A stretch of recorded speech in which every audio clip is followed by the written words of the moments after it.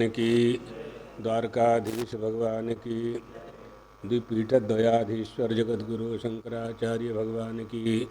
हर हर महा।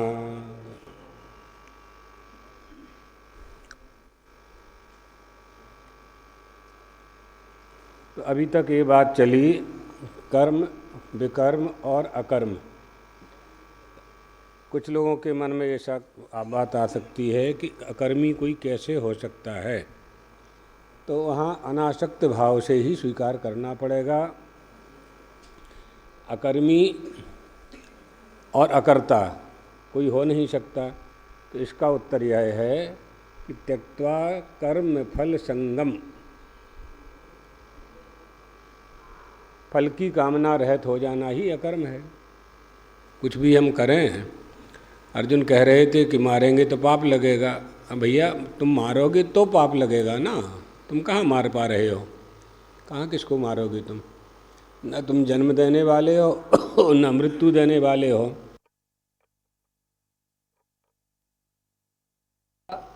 त्यक्त्वा कर्म फला संगम, फल के साथ तुम्हारा संबंध नहीं होना चाहिए। जो मनुष्य कर्म करना प्रारंभ कर चुका है और ऐसा कर्म करते करते जब वो ज्ञान संपन्न हो चुका है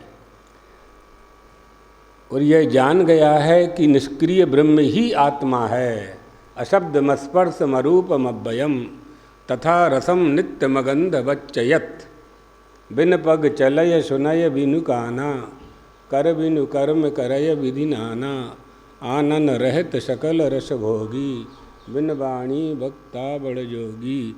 यह जो ब्रह्म का लक्षण किया गया है वो लक्षण, उसे जब हम जान लेते हैं तो हम भी वैसे ही हो जाते हैं, करते हुए भी कुछ नहीं करते। श्री राम ने सब कुछ किया लेकिन कर्तृत्वाभिमान नहीं था उनमें। श्री कृष्ण ने सब कुछ किया, कर्तृत्वाभिमान नहीं था। नृसिंह भगवान ने हिरण्यकशिपु का उद्धार किया लेकिन कर्तृत्वाभिमान नहीं था उनमें। यही समझना है। कर्ता कर्म और प्रयोजन का अभाव, प्रयोजन का अभाव, कर्तृकर्म प्रयोजनाभावदर्शिनः कर्म परित्यागे प्राप्ते, कुतश्चित् निमित्तं तत्संभवे सति पूर्ववत् तस्मिन् कर्मणि। अर्थात प्रयोजन का अभाव देखने वाले उस पुरुष के लिए कर्मों का त्याग कर देना ही उचित है। कोई भी मनुष्य किसी भी कर्म में बिना प्रयोजन के प्रवृत्त नहीं होता। प्रयोजन के बिना कोई मनुष्य काम नहीं करता। प्रयोजनम अनुद्देश्य मंदः अपि न प्रवर्तते। लांग दो तो, लक्ष्मण रेखा लांगने की आदत है आपकी। तो इसलिए जो कुछ भी करना है त्यक्त कर्म फला संगम, है ना, त्यक्त्वा कर्म फला संगम, ये समझ कर लेना चाहिए। कर्मों का अभाव, कर्मों का अभाव क्या है? अकर्मत्व दिखाना। हाँ हाँ, सही है, सही सही है। जिस पुरुष के कर्मों का इस प्रकार अभाव दिखा गया है, देख लिया गया है या दिखाया गया है, उनके लिए आगे का उपदेश दिया जा रहा है। क्या है आगे का उपदेश? गता संगस्य मुक्तस्य, नहीं, गत होगा, गत संगस्य। हाँ, जहाँ गता हो ठीक कर लेना। गत संगस्य मुक्तस्य ज्ञानावस्थित चेतसः यज्ञायः चरिता कर्म समग्रं प्रविलीयते। गत संगस्य, जिसकी सर्वथा आसक्ति नष्ट हो चुकी है, आसक्ति से जो मुक्त हो चुका है और देहाभिमान ममता से रहित हो गया है। ज्ञानावस्थित चेतसः, जिसकी स्थिति ज्ञान में ही स्थित हो चुकी है। समग्रम कर्म प्रविलीयते यज्ञाय आचरतः गतसंगस्य मुक्तस्य ज्ञानावस्थित चेतसा यज्ञाय आचरतः समग्रम कर्म प्रविलीयते। यज्ञ संपादन के लिए किया गया जो कर्म है वो मनुष्य के संपूर्ण कर्म भली भांति विलीन हो जाते हैं। माने जिनका चित्त निरंतर परमात्मा का चिंतन करता रहता है, उनके हाथ पैर कर्म करते रहते हैं, उनका मन तो परमात्मा में ही लगा हुआ रहता है। इसलिए कह दिया त्यक्त्वा कर्म फलासंगम। गत संगस्य का अर्थ करेंगे सर्वतः निवृत्ता सकते। जिस पुरुष की सब ओर से आसक्ति छूट चुकी है, अब वो किसी वस्तु से प्रेम नहीं करता। भोजन तो इसलिए करता है कि ताकि प्राणों की रक्षा कर सके, ये तदर्थ। भोजन आदि क्रिया जो नित्य कर्म हैं वो तो उसको करना ही चाहिए। मुक्तस्य का अर्थ होगा निवृत्त धर्मादि बंधनस्य, जिसके पुण्य और पाप रूपी सारे बंधन मुक्त हो चुके हैं। ज्ञान अवस्थित चेतसः माने ज्ञान में ही जिसकी स्थिति है, ज्ञान ही वो और कुछ नहीं है, ज्ञान में ही अवस्थित है जो, ऐसा यस्य सह अयम ज्ञानावस्थित चेतसा, केवल यज्ञ संपादन के लिए, यज्ञ संपादन के लिए यज्ञ निवृत्त्यर्थम आचरतः निवार्यतः। क्या? हाँ, ज्ञानावस्थित चेतसा। हाँ, ज्ञानावस्थित चेताः लिखा है ना। हाँ हाँ, कर लेना चाहिए। यज्ञाय यज्ञ निवृत्त्यर्थम आचरतः, यज्ञ संपादन के लिए कर्म करने वाला जो उसका आचरण है वो अपने लिए नहीं करता। यज्ञाय यज्ञ के लिए करता है। यज्ञ के बहुत से स्वरूप हैं ना। यज्ञशाला का निर्माण करके आहुति देना भी यज्ञ है। गौ माता को रोटी देना, भोजन कराना भी, गोग्रास निकालना भी यज्ञ है। अग्नि में आहुति देना भी यज्ञ है। भोजनालय में भोजन कराना भी यज्ञ है ना। यज्ञ के बहुत स्वरूप हैं। जप यज्ञ है, तप यज्ञ है, ये सब यज्ञ की श्रेणी में आते हैं। ब्रह्मणि निष्ठा यशसा, जप निष्ठा तप निष्ठावत। ब्रह्म में निष्ठा कैसी होनी चाहिए? जैसे साधक की जप में निष्ठा होती है, जैसे साधु की तप में निष्ठा होती है, वैसी ब्रह्म में निष्ठा जिसकी हो जाती है तो उसको कहते हैं ब्रह्मनिष्ठम, उसको कहते हैं ब्रह्मनिष्ठम।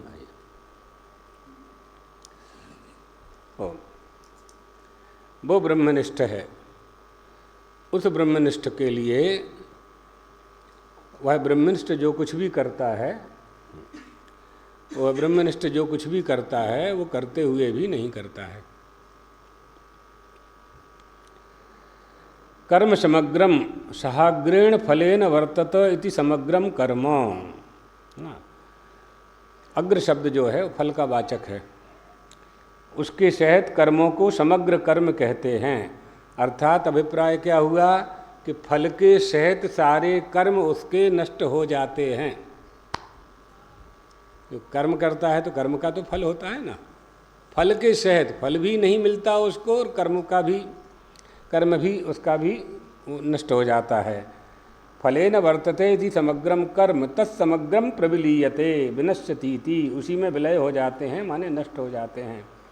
अर्थात अग्र शब्द फल का वाचक है और उसके सहित कर्मों को समग्र कर्म कहते हैं। अभिप्राय यह हुआ कि फल सहित समस्त कर्म उसके नष्ट हो जाया करते हैं, है ना।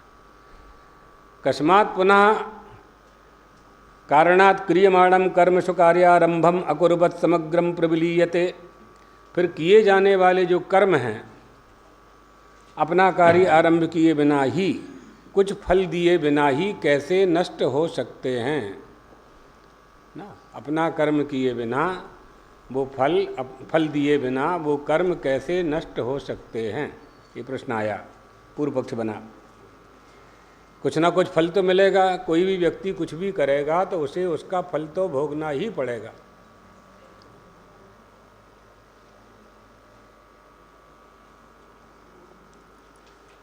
किस कारण से फल सहित विलीन हो जाते हैं, इस पर भगवान कहते हैं कि सुनो हम बताते हैं। किसके कर्म विलीन हो जाते हैं? उसके कर्म विलीन हो जाते हैं जो कर्म करता है। किस भाव से करता है? ब्रह्मार्पणम ब्रह्म हविर ब्रह्माग्नौ ब्रह्मणाहुतम ब्रह्मैव तेन गंतव्यम ब्रह्म कर्म समाधिनः। ब्रह्म कर्म समाधिना, विसर्ग नहीं है ना, है तृतीय है। जिस यज्ञ में अर्पण अर्थात सुरभा आदि भी ब्रह्म है, हवन किए जाने वाला द्रव्य भी ब्रह्म है, होता भी ब्रह्म है, आचारी भी ब्रह्म है और अग्नि भी ब्रह्म है। अग्नि में आहुति देने वाली जो क्रिया है वो क्रिया भी ब्रह्म ही है।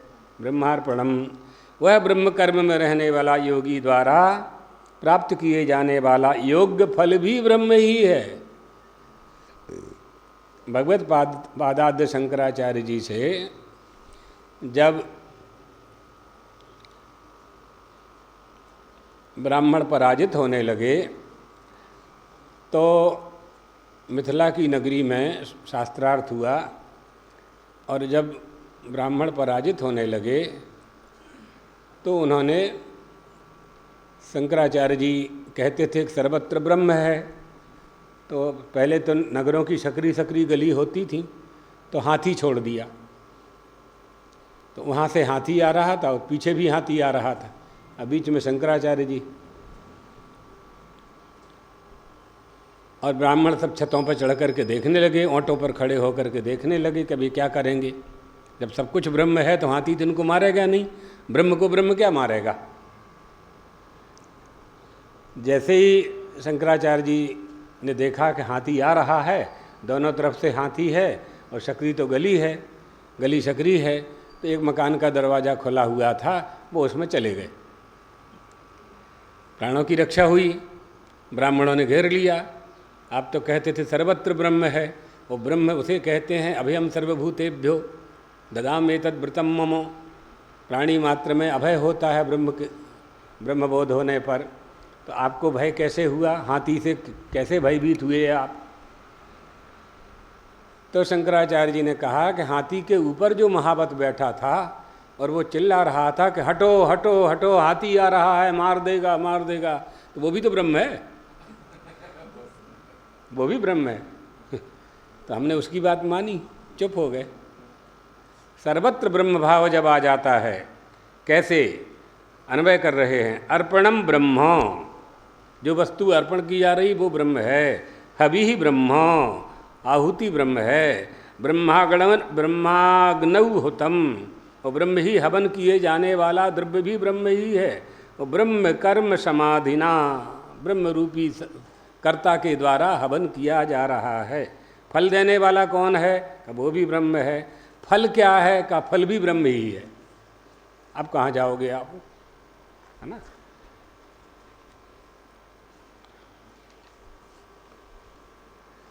तो ब्रह्म अर्पण एन कारणेन ब्रह्मविद् हविः अग्नौ अर्पयति तद ब्रह्म एव इति पश्यति तस्य आत्मव्यतिरेकेण अभावम पश्यति।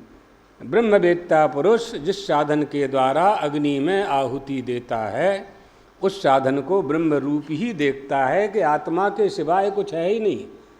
अग्नि में भी ब्रह्म बैठा है, यज्ञ कुंड में ब्रह्म बैठा है, आचार्य भी ब्रह्म है, होता भी ब्रह्म है, उद्गाता भी ब्रह्म है, प्रस्तोता भी ब्रह्म है, सब ब्रह्म है। सारी सृष्टि ब्रह्ममयी है, इयम सृष्टि ब्रह्ममयी। यथा शुक्तिकायाम रजता भावम पश्यति, जैसे सीप में चांदी का अभाव देखता है वैसा ही ब्रह्म ही अर्पण है। इस पद से यही बात कही जाती है, जिसे समझना चाहिए। जो चांदी के रूप में दिखाई दे रहा है वह सीप है। ब्रह्मवेत्ता समझता है कि जो अर्पण है वह ब्रह्म है। ब्रह्म और अर्पण दोनों अलग अलग नहीं हैं। एक साधक होगा, साधक पूजा की सामग्री एकत्रित करेगा, षोडशोपचार पूजन रखेगा, थाली में आरती, बत्ती, घी, नैवेद्य, चंदन, रोली, अक्षत, 16 पात्रों में 16 वस्तुएं रखेगा, फिर पूजन करेगा। तो साधक हो गया, साधन हो गई पूजा की सामग्री, साध्य हो गया उसका इष्ट देव। श्रीयंत्र की पूजा करेगा या महादेव की पूजा करेगा तो वो हो गया उनका साध्य। तो 3 हो गए, उपासक, उपासना और उपास्य। तो उपास्य हुआ इष्ट देव, उपासना हुई साधन और उपासक हुआ साधक। साधक साध्य, साधक साधना साध्य, साधन साध्य। और यहाँ हो जाएगा उपासक, उपासना और उपास्य। ये 3 हो गए। जहाँ तीनों है ही नहीं, एक ही है, एक ही है। आप अपने हाथ से जो भोजन कर रहे हैं तो वो आपको प्राप्त हो रहा है कि हाथ को प्राप्त हो रहा है? आपको प्राप्त हो रहा है कि मुख को प्राप्त हो रहा है? आपको प्राप्त हो रहा है कि दांतों को प्राप्त हो रहा है कि दांत चबा रहे हैं? आपको प्राप्त हो रहा है कि जीभ को प्राप्त हो रहा है? ये सारे जितने भी शरीर में तुम्हारे अंग हैं जो भोजन मुंह में डाल रहे हैं और वो भोजन गले के नीचे उतर रहा है, वो मिल किसको रहा है? प्राप्त किसको हो रहा है? हाथ खा नहीं रहा है, दांत खा नहीं रहे हैं, ओंठ खा नहीं रहे हैं, जीभ खा नहीं रही है। ये तो केवल उसको तैयार करके पेट में डाल रहे हैं। जैसे भोजन बनाने वाला आपके यहाँ आता है और भोजन बना करके चला जाता है। आपने कहा भाई हम भोजन बनाने का तुम्हें वेतन देंगे, लेकिन तुम हमारे घर में भोजन नहीं कर सकते। हमारे यहाँ भोग लगता है और भोग तो 2 बजे लगेगा, तुम 12 बजे 11 बजे बना के चले जाओगे, तो तुम हमारे यहाँ भोजन नहीं कर सकते। तो भोजन किसके लिए बना रहा है? वो मकान मालिक के लिए। मकान मालिक के लिए उसने भोजन बनाया। हाथ ने किसके लिए भोजन कराया? हाथ ने किसके लिए? नेत्रों ने किसके लिए? कान ने किसके लिए? खाया किसने? मिला किसको? अहम वैश्वानरो भूत्वा, उसने क्या किया? पेट 8 घंटे उस भोजन को पेट में रख करके हाथ को भी दिया, दांत को भी मजबूत किया, जीभ को भी दिया, पैर को दिया, रस, रक्त, मांस, मज्जा, अस्थि, शुक्र आदि सब का निर्माण किया उसी भोजन में। किसको मिला वो भोजन? किसको प्राप्त हुआ? जिसने उठा करके थाली से कौर को उठाया, ग्रास को उठाया और मुख में डाला, उस हाथ को भी मिला। बिना भोजन के हाथ ऐसा नहीं होने वाला है।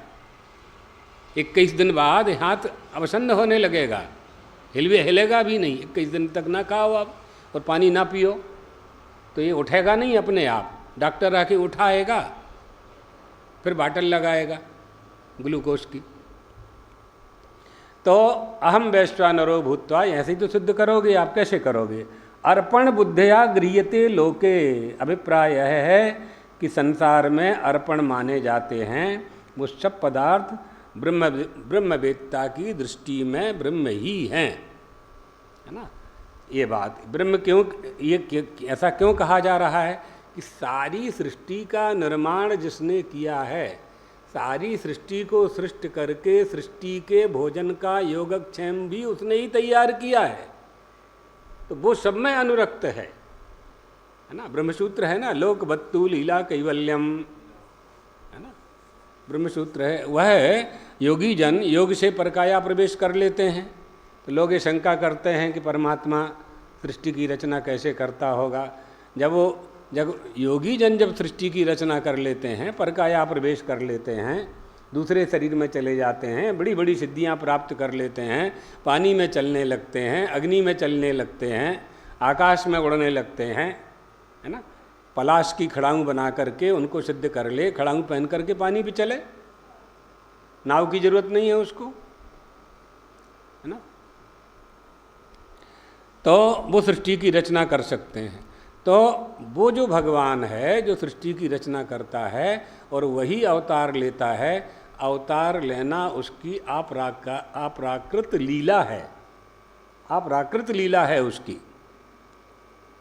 इसलिए स ऐच्छत एकोहम बहुश्याम प्रजाएय, अर्थात मैं अनेक रूप में प्रकट हो जाऊं। क्यों प्रकट हो जाऊं? क्या जरूरत है आपको एक से दो होने की? एकाकी न रमतो, है ना। ततो द्वितीयम असृजतो पतिश्च पत्नीश्च भवताम। वही पति पत्नी बन जाता है। वो सोचता है, पति सोचता है हम पत्नी का भोग कर रहे हैं, पत्नी सोचती है हम पति का भोग कर रहे हैं। है कौन भोग करने वाला? है कौन और भोगता कौन है और भोग्य कौन है? अविवेक के कारण। तो वो जो परमात्मा है उसने संकल्पेन असृजत, संकल्प से ही सारी सृष्टि की रचना कर दी। स ईक्षतो लोकान्नुसृजा इति स एतमेव सीमानं विदार्य तया द्वारा प्रापद्यत मूर्ध सीमानं विदार्य छिद्रम। छांदोग्योपनिषद में है ना। तत्सृष्टा तद्देवानुप्राविशत तैत्तरीय। उसने सृष्टि की रचना करके उसी में प्रविष्ट हो गया। अनेन जीवेन आत्मना अनुप्रविश्य नाम रूपे व्याकरवाणी। व्याकरवाणी यानी फैलाया। उसी ने नाना प्रकार के जीवों की रचना करके और उसमें प्रवेश किया। सृष्ट्वा पुराणे विविधान्न जयात्म शक्त्या वृक्षान् सरीसृप पशून् खगदंस मत्स्यान् तैस्तैरतुष्ट हृदयं पुरुषं विधाय ब्रह्मावलोकधिषणं मुदमाप देवः। उस परमात्मा ने सारी सृष्टि का निर्माण किया, स्थावर जंगम का निर्माण किया, पर्वत नदी नद झरना सब का निर्माण किया, वृक्षों का, जंगलों का, हाथी का, चींटी का, सब का निर्माण किया। उसने उड़ने वाले पक्षियों का निर्माण किया, तैरने वाली मछलियों का निर्माण किया, रेंगने वाले सांपों का निर्माण किया, भारी भरकम हाथी का निर्माण किया, छोटी सी कीड़ी का निर्माण किया, सबके भोजन की व्यवस्था भी की। लेकिन उसे संतोष नहीं हुआ, संतोष नहीं हुआ। जब उसने मानव देह मनुष्य के शरीर का निर्माण किया, दृष्ट्वा पुराणी विविधान्न जयात्म शक्त्या वृक्षान् सरीसृप पशून् खगदंस मत्स्यान् तैस्तैरतुष्ट हृदय पुरुषं विधाय। पुरुष का जब विधान किया, मनुष्य का जब विधान किया, ब्रह्मावलोकधिषणं मुदमाप देवः। प्रसन्नता से उछल पड़ा। मेरी सृष्टि में सबसे उत्तम सृष्टि मनुष्य की सृष्टि है, सबसे उत्तम, उत्तमोत्तम, है ना। तो क्या हुआ? सृष्टि का निर्माण क्या किया? वो स्वयं सृष्टि बन गया। कैसे बन गया? फूल ही कमल सोह सर कैसा निर्गुण ब्रह्म सगुण भय जैसा। सरोवर वैसे ही सुंदर लगता है और वो निर्गुण थे, सुंदर ही सुंदर थे। लेकिन जैसे सरोवर में कमल का फूल प्रफुल्लित हो जाता है तो सरोवर की सुंदरता और बढ़ जाती है। पूरे गांव के लोग शाम को वहाँ सरोवर के सामने चारों तरफ भ्रमण करने लगते हैं। तो ब्रह्म भी निर्गुण से जब सगुण होता है तो उसकी सुंदरता का, उसके सौंदर्य माधुर्य का क्या कहना है, देखते ही बनता है। तो ये अनेन जीवेन आत्मना अनुप्रविश्य नाम रूपे व्याकरमाणी। भगवान गीता में भी कहते हैं, गीता कई प्रसंग चल रहा है, तदात्मानं सृजाम्यहम्। क्या है पूरा श्लोक? तदात्मानं सृजाम्यहम् परित्राणाय साधूनां विनाशाय च दुष्कृतां धर्म संस्थापनार्थाय संभवामि युगे युगे। ये इसमें नहीं है। तदात्मानं सृजाम्यहम्, ये यदा यदा, अच्छा हाँ, तो उसमें है, ऊपर वाले में है, सही है। तो भगवान का वो भगवान, यानी क्या बताना चाह रहे हैं हम कि ब्रह्म ही जगत बन गया। बाकी सभी संप्रदायवादियों के, मजहबवादियों के लिए वो आते हैं और मनुष्य को सन्मार्ग पर चलने का उपदेश देते हैं।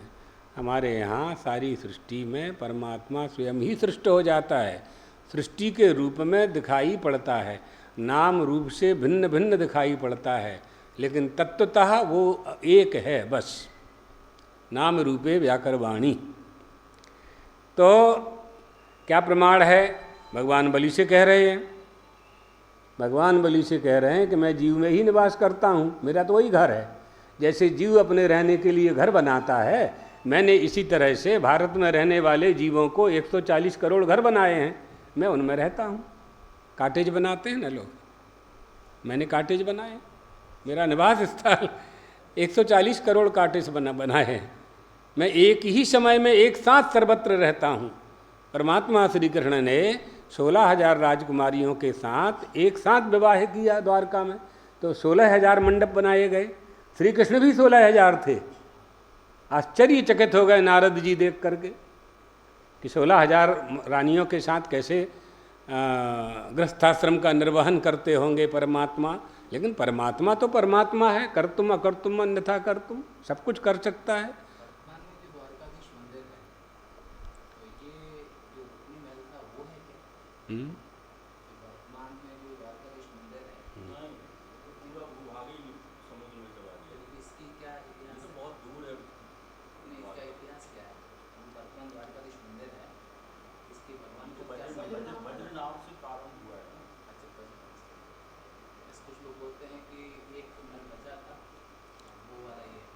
अब कुछ लोगों की मानोगे कि शास्त्र की मानोगे? आप पहले जा बताओ। बस तो फिर शास्त्र की बात यह है कि परमात्मा श्री कृष्ण के पुत्र हुए प्रद्युम्न, और प्रद्युम्न के पुत्र हुए अनिरुद्ध, अनिरुद्ध के पुत्र हुए, बिठा लो, अनिरुद्ध के पुत्र हुए वज्रनाभ। वज्रनाभ ने अपने दादा की स्मृति में द्वारका में स्मरण में ये लगभग 2200-2500 वर्ष पहले मंदिर का निर्माण किया, जिसकी मूर्ति को विधर्मियों ने फेंक दिया था। बाव में आद्य शंकराचार्य जी ने उस मूर्ति को निकाल करके पुनर्स्थापना की। तो ये वज्रनाभ का बनाया हुआ है, कई बार आगे पीछे गिरा, ध्वस्त हुआ। तो जो राजा थे उस समय गायकवाड़ सरकार के अधीनस्थ था ये मंदिर, तो वो उसका जीर्णोद्धार कराते रहे, ऐसा है। तो अब निर्गुण से सगुण कैसे होता है? तो एक उदाहरण तो हमने ये बता दिया कि निर्गुण से सगुण कैसे होता है। अच्छा, अब आ उ ऊ का ख ग गा त थ द द न प फ ब ब म बोलते हैं ना, वर्णमाला बोलते हैं। तो आज जब तक आपके हृदय में है तब तक वो निर्गुण है, और मास्टर ने स्लेट पर लिख दिया, बोर्ड पर, क्या बोलते हैं उसको, ब्लैक बोर्ड पर लिख दिया, सगुण हो गया। कहाँ जा रहे हो? नहीं पढ़ सकते उपनिषद तो इतनी बात तो समझ सकते हो जो हम बोल रहे हैं। इससे सरल क्या बोलेगा कोई? इससे सरल कोई वेदांती क्या बोलेगा? जो आपके अंतःकरण में आ बना है, आकार बना हुआ है। इसलिए तो हमारे गुरुजी जब राम जन्मभूमि सपरिया, क्या नाम दिया था, राम जन्मभूमि, हाँ यही नाम था ना, सपरिया। अयोध्या में जब उनका प्रवचन हुआ तो उन्होंने कहा, गुरुदेव ने मंच से ही, कि ओंकार और राम एक है। रकार रा आ मा राम, और ओम में है आ उ मा, दोनों को एक सिद्ध कर दिया था। तो बहुत कठिन है। किसी दिन आप बोलोगे, एक बार तो हम सुना चुके हैं शायद, हाँ सुनाए हैं, वो आपने नहीं सुना लेकिन सुनाया है कि कभी कभी आपकी समाधि हो जाती ना। हाँ? समाधि में सुनाए थे, हाँ शाम के प्रवचन में सुनाया था। आकार उकार मकार और रकार अकार मकार कैसे हो सकते हैं। नेत्रस्थम जागृतम, अब सुनाएंगे, अभी उसका मूड नहीं है ना, अभी इसमें मन लगा है। तो जहाँ मन लगा है उस वस्तु से फल की प्राप्ति होती है। तो निर्गुण जो है वो आ है, और उच्चारण किया तो सगुण हो गया। अब वो कहाँ निवास करता है तो हम बता चुके हैं कि वो हिरण्यकशिपु ने जब प्राप्त करने की कोशिश की, कहाँ मिलेंगे भगवान, तो उसी की श्वास में बैठ गए जा करके। एवं स निश्चित रिपुः शरीरम माधावितो निर्विवेश्वरेन्द्र श्वासामिलांतरहित सूक्ष्म देह तत्प्राणरंध्रेण विवग्न चेतः। वामन भगवान बलि से कह रहे हैं कि आपके पितामह हिरण्यकशिपु के भय से भगवान विष्णु उनकी श्वास मार्ग में से जाकर के उनके ही श्वास में बैठ गए, अर्थात सृष्टा अपने ही द्वारा सृष्ट शरीर में प्रविष्ट है ना। इसलिए कहा, भागवतकार कहते हैं, भयांसी तद्व्याकरणम विचित्रम मनुर्मनीषा मनुजा निवासा गंधर्व विद्याधर चारणाप्तरः स्वर स्मृति रसुरानी कबीरिया। तरह तरह के पक्षी परमात्मा की रचना का कौशल हैं। स्वयंभव मनु उसकी बुद्धि हैं और मनु की संतान मनुष्य उस परमात्मा का निवास स्थान है। इसी से तो संगत सिद्ध किया था। इसी से जब वहाँ काशी में शास्त्रार्थ हुआ था तो इसी से संगत, जो वस्तु कई पदार्थों से मिलकर के निर्मित होती है वो परार्थ होती है, दूसरे के लिए होती है, स्वयं के लिए नहीं होती। जो भी संगत होगा वो परार्थ होगा, परार्थत्वात्। इसी से कृपात्री जी महाराज ने सिद्ध किया था ना काशी के शास्त्रार्थ में। कहाँ खोज रहे हो? जैसे आपने भवन का निर्माण किया तो भवन के निर्माण से भवन को कोई लाभ नहीं है। भवन में निवास करने वाले को भवन से सुख है, भवन को भवन से कोई सुख नहीं है, मकान से मकान को कोई सुख नहीं है, मकान में रहने वाले मकान मालिक को मकान से सुख है। क्यों? क्योंकि कई पदार्थों से, कई वस्तुओं से मिलकर के, कई सामग्री से मिलकर के मकान का निर्माण हुआ तो संगत हो गया ना, संगत हो गया। और संगत जो होता है वो परार्थ होता है। जो वस्तु कई चीज़ों से मिलकर के बनती है वो दूसरे के लिए होती है, वो स्वयं के लिए नहीं होती। रेलगाड़ी रेलगाड़ी के लिए नहीं है, रेलगाड़ी रेलगाड़ी में बैठने वालों के लिए है। कई उपकरणों से उसका निर्माण हुआ है। इसी तरह से मनुष्य का देह भी पृथ्वी जल तेज आकाश वायु से निर्मित हुआ है, तो ये दूसरे के लिए है। वो दूसरा कौन है? पृथ्वी जल तेज आकाश वायु से अन्न का निर्माण हुआ है और जल का निर्माण हुआ है।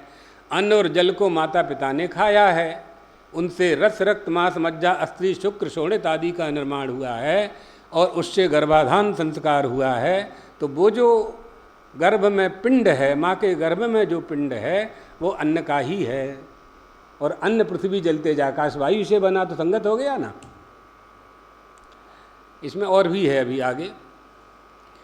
इसलिए ये देह, मनुष्य का जो देह है वो देही के लिए है, देह आपके लिए नहीं है। आपने इसमें कर्तापन कर लिया, आपने इसमें अभिमान कर लिया। जब आपने अभिमान कर लिया कि मैं कर रहा हूँ तो भगवान ने कहा ठीक है कर लो, भोगो तुम करो भी और करने का भी तुम ही भोगोगे, मैं थोड़ी भोगूंगा। भगवान अर्जुन से यही तो कह रहे थे। अर्जुन कह रहे थे कि पाप लगेगा, स्त्रियां वर्ण संकर हो जाएंगी, संतान वर्ण संकर हो जाएंगी, स्त्रियां विधवा हो जाएंगी, तो मुझे नरक जाना पड़ेगा। मैं नहीं, एतान्न हन्तुम इच्छामि, मैं नहीं मारूंगा। भगवान ने कहा बिल्कुल सही, तुम्हें पाप लगेगा, लेकिन कब लगेगा? जब तुम मारोगे। तुम मारने वाले हो ही नहीं, न तुम जन्म देने वाले न मारने वाले। तुम मारने वाले थे, हमारे पास काहे को आए? दुर्योधन क्यों आए और आप क्यों आए? हमको सारथी क्यों बनाया? तुम लड़ लेते ना, पांचों भाई युद्ध कर लेते। तो तुम में जब कर्तापन आएगा कि मैं युद्ध कर रहा हूँ, तो जरूर तुम्हें उसका विजय प्राप्त होगी। अच्छा, भगवान ने ये भी कहा था कि यदि तुमने विजय प्राप्त कर ली तो हस्तिनापुर का राज्य भोगोगे, और मारे गए तो वीरगति को प्राप्त होगे। द्वाविमौ पुरुषो लोके सूर्यमंडल भेदनऊ परिभ्राड योग युक्ताश्च रणे चाभिमुखे हता। तभी भगवान ने या किसी ने पूछा बर्बरीक से कि तुमने पूरा महाभारत युद्ध देखा है, बताओ कौन किसको मार रहा था? तो बर्बरीक ने कहा कोई किसी से युद्ध नहीं कर रहा था, एक चक्र सुदर्शन सबको। चक्र सुदर्शन क्या कहा था निर्विकल्प? क्या कहा था बर्बरीक ने? चक्र सुदर्शन और त्रिशूल और सुदर्शन। त्रिशूल और सुदर्शन ये पूरे महाभारत में दो ही चल रहे थे। वही शत्रु पक्ष का विनाश कर रहे थे। तो कर्तापन जहाँ आएगा वहाँ तो आपको भोगना ही पड़ेगा। इसलिए भगवान का जो अवतार होता है वो जीवों का साक्षात्कार कराने के लिए होता है। हाँ, ईश्वर की श्वास से जैसे वेद प्रकट हुए हैं वैसे ही सारी सृष्टि है। गौड़पादी कारिका में कहा है, जीवम कल्पयेत पूर्वम। वेदों में जो सृष्टि का वर्णन है वह वेद का तात्पर्य नहीं है। भागवत में भी जो सृष्टि का वर्णन है वो भी तात्पर्य नहीं है। यहाँ तो ब्रह्म की अद्वितीयता सिद्ध करने के लिए ये सब वर्णन किया जाता है। यत् परः शब्दः शब्दार्थः। इसलिए आज के वैज्ञानिक आज तक यह नहीं बता पाए कि आदमी मरता क्यों है और पैदा क्यों होता है, लेकिन हम बता सकते हैं, हमारे धर्मशास्त्र बता सकते हैं और बिल्कुल प्रामाणिक तरीके से बताया जा सकता है कि मनुष्य का जन्म क्यों होता है और मृत्यु क्यों होती है। इसलिए हमारी ये जो सृष्टि है, ये जो कहा जा रहा है वेदों में जो कि ईश्वर की सृष्टि में जैसे घट का निर्माण है और मिट्टी का भी निर्माण, मिट्टी है, घट है, उपादान कारण है, निमित्त कारण है, असंबाई कारण है, असंबाई कारण है, ये सब छोड़ो और अभिन्न निमित्तोपादान कारण जो वेदांत ने स्वीकार किया है उसका कोई उत्तर किसी के पास नहीं है। वही ईश्वर संसार के रूप में प्रकट है और वही रामकृष्ण के रूप में प्रकट होता है। वेदांत सिद्धांत के अनुसार हमारी बुद्धि में ब्रह्म का प्रतिफलित होना ही ब्रह्म का अवतार है। हाँ, इसलिए सृष्टि का प्रयोजन माने आत्मा की उपलब्धि, माने परमात्मा की प्राप्ति को शरीर चाहिए और उपलब्धि ही फलवान है। इसलिए जीव ईश्वर दोनों ही श्वास लेते हैं तो दोनों एक हैं। दृष्टांत सर्वांश में नहीं होता। दृष्टांत देने में भी ये नहीं समझना चाहिए कि इतना ही है, इसकी भी एक शुक्ति है। एक अंश उसका दृष्टांत का ग्रहण किया जाता है। तो ये जो कहा गया ब्रह्मार्पणम ब्रह्म हविर ब्रह्माग्नौ ब्रह्मणाहुतम, वही होता है, वही उद्गाता है, वही आचार्य है, वही हवि है, वही जौ तिल घी है और हवन करने वाला भी वही है, अग्नि भी वही है और फल भी वही है। अब कहाँ जाओगे आप? भाई आप पूजा करोगे, आप लोग आके पादुका पूजन करते हैं शंकराचार्य जी की, तो हम उनको फल देते हैं, है ना। यहाँ तो ये कहा जा रहा है कि जो करने वाला है और करने का जो फल है वो भी ब्रह्म ही है। जो कर रहा है वो भी ब्रह्म है, जिसके लिए कर रहा है वो भी ब्रह्म है, यज्ञ कुंड भी ब्रह्म है, अग्नि भी ब्रह्म है, दाता उद्गाता आचार्य अध्वर्यु सब ब्रह्म है। अब यहाँ क्या कहाँ प्रश्न है कुछ, लेकिन ये कहना सरल है, लेकिन इसको बिल्कुल समझ करके उतारना अत्यंत कठिन है। जल्दी आ गए नहीं। एक दिन महाराज जी ने वृंदावन में पूछा कि किसी का कोई प्रश्न है, वेदांत का पाठ हो गया पूरा, तो किसी ने कुछ बोले ही नहीं। तो हमने कहा महाराज जी सब ब्रह्मज्ञानी हो गए, अब क्या बोले हैं। महाराज जी बहुत हंसे। एक तो जब हंसते थे तो उनका पेट ऊपर नीचे होता था। तो ब्रह्म की पुष्टि के लिए जगत है और जगत के लिए जगदीश्वर है। सृष्टि ब्रह्म की अद्वितीयता सिद्ध करने में है। क्या अद्वितीयता सिद्ध करना है?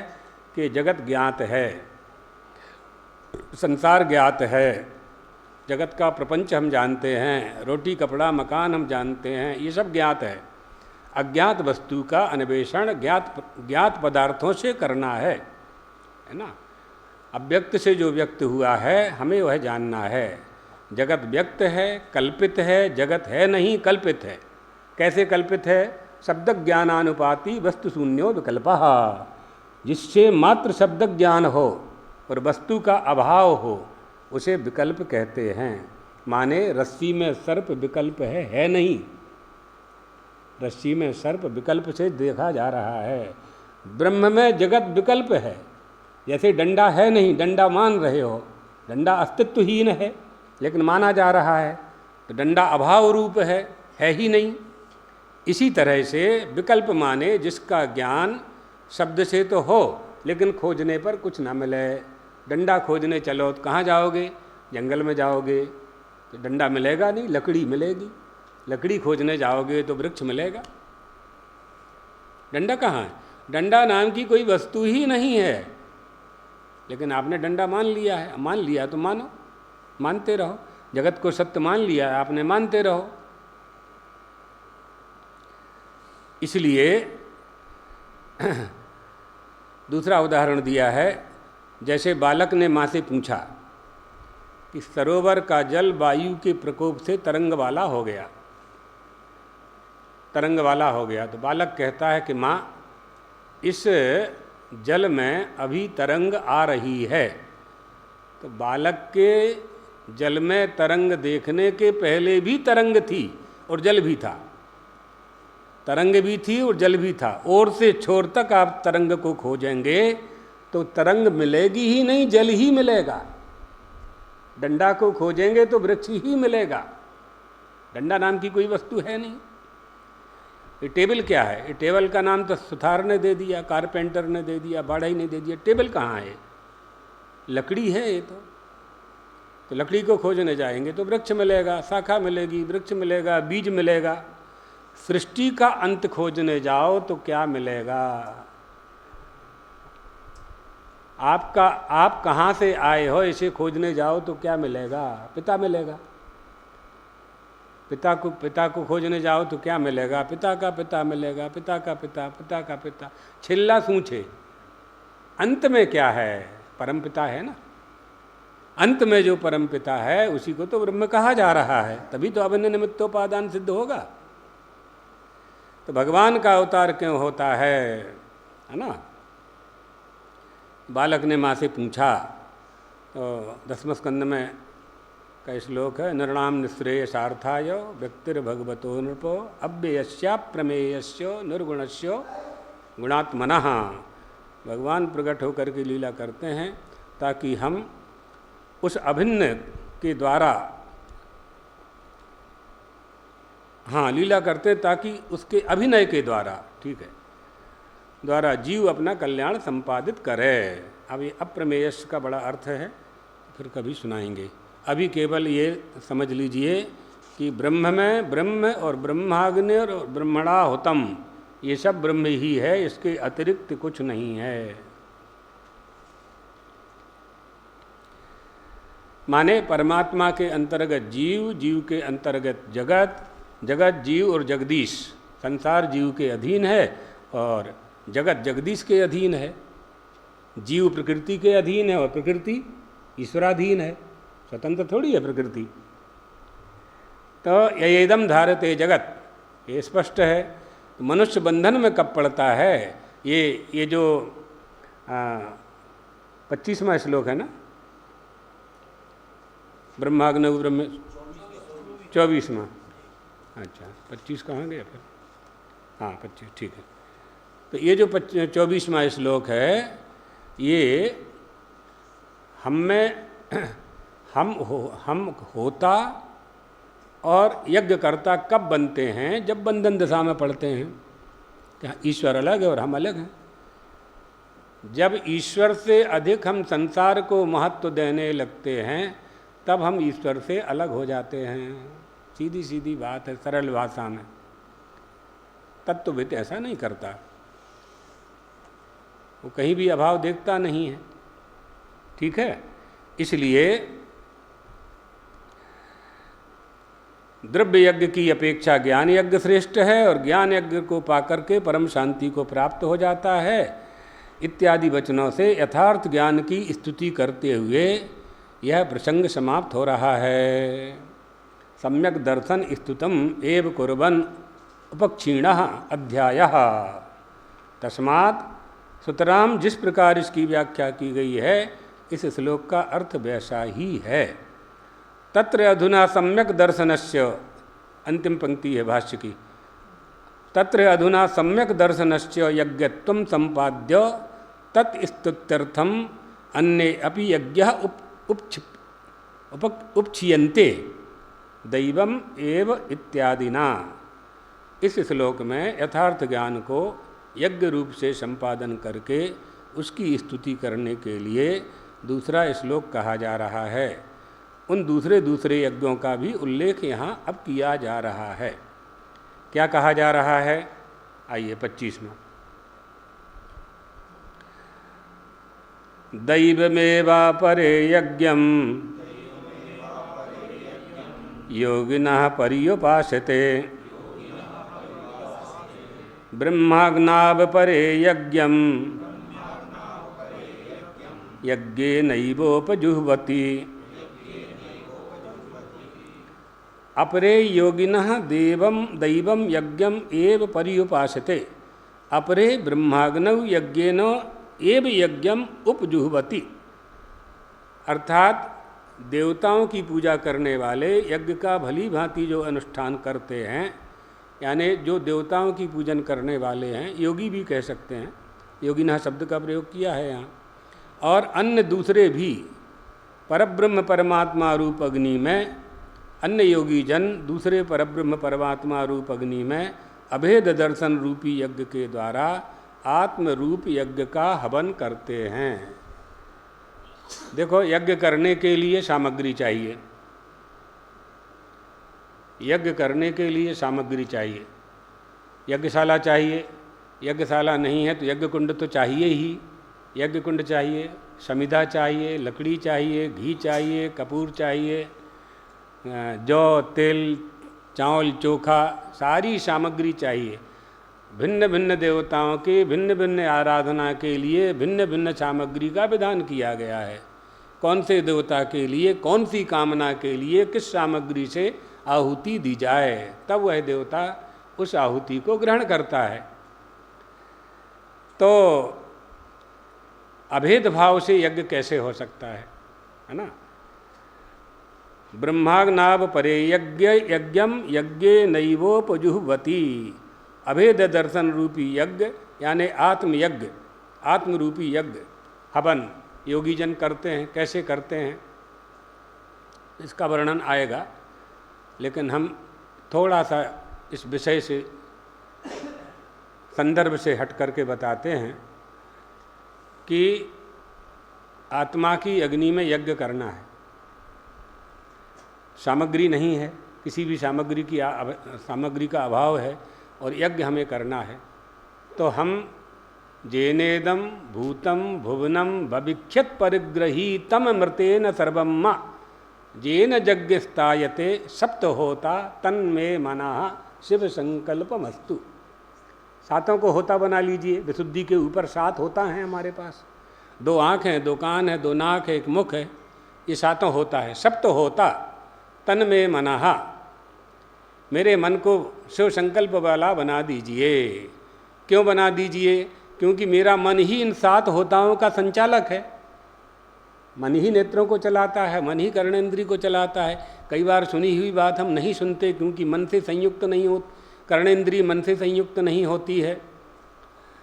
तो नेत्रों के द्वारा आत्मा की अग्नि में रूप की आहुति दी जाती है, कर्णेंद्रिय के द्वारा शब्द की आहुति दी जाती है, रसना के द्वारा रस की आहुति दी जाती है, नासिका से घ्राणेंद्रिय के द्वारा सुगंध की आहुति दी जाती है। भाव करना है और क्या, ये सब भावनात्मक है बिल्कुल। इसी तरह से 18 अंगों से ही यज्ञ कर सकते हैं हम। जब आपके पैर आपको मंदिर ले जाते हैं तो आपके पैरों से यज्ञ हो रहा है। आपके हाथ दान करते हैं, मंदिर की दान पेटी में कुछ डालते हैं तो आपके हाथों से यज्ञ हो रहा है। आप जाके साष्टांग प्रणाम करते हैं, मेरे पास कुछ नहीं है, शरीर ही अर्पण कर दिया, पूरे शरीर से यज्ञ हो रहा है। आपकी एक एक इंद्रिय से, एक एक देह के एक एक अंग से यज्ञ संपादित किया जा सकता है ना। लेकिन यहाँ दूसरी बात है, यहाँ भाष्य के अनुसार चलना है अपने को। ये तो हमने सरल भाषा में प्रवचन हमने किसी महापुरुष का सुना था, तो आपको सुना दिया। संदर्भ से जुड़ी है। हाँ हाँ, चलिए अब भाष्य पढ़ेंगे ब्रह्मचारी जी। हाँ 25 का। देवमेवा परे यज्ञम योगिनः पर्युपासते ब्रह्माग्नाब, ये अपरे हो जाएगा क्या? ब्रह्माग्नाब परे यज्ञम, ब्रह्माग्नौ। हाँ ब्रह्म रूपी अग्नि में। तो औ कहाँ चला गया? औ औ का आ एचो यवा यावह, औ का आव, औ का आ, आव, आव। अच्छा एचो यवा एचो यवा यावह, एचो यवा आएगा। सही सही। अय औ आय आव, ये उसमें हो जाता है ना, तो औ ठीक। औ का आव हो गया, और अपरे का अ था पीछे, हाँ वो व में जुड़ गया तो वह पूरा हो गया। और आ अग्नि में से आ हो गया, आगे आगे आ गया अग्नि में, तो अग्ना औ। हाँ हाँ हाँ। नहीं नहीं, द्विवचन नहीं है, सप्तमी है।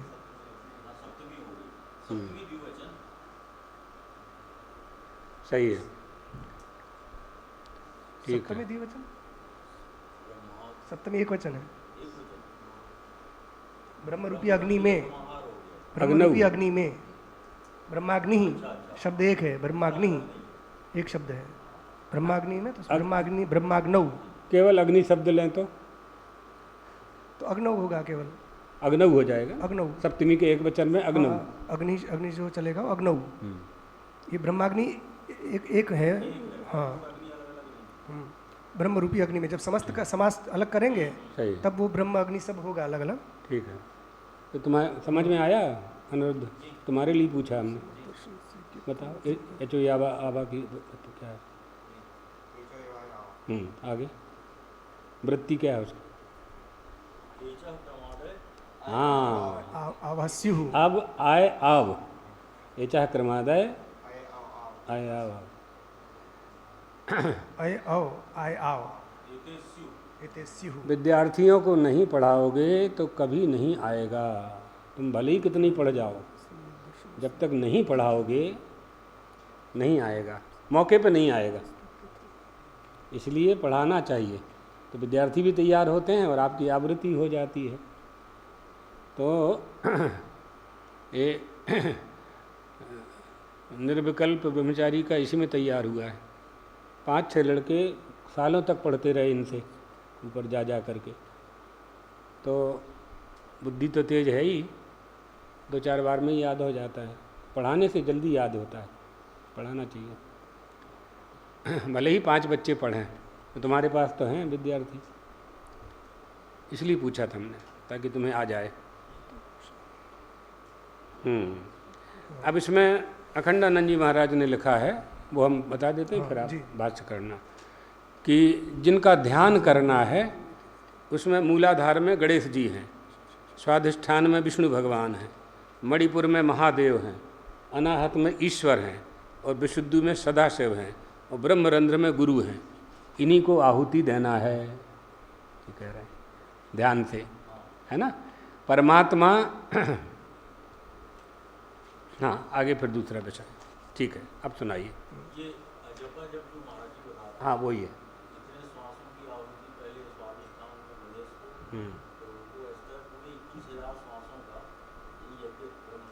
हाँ बना के देना हमको।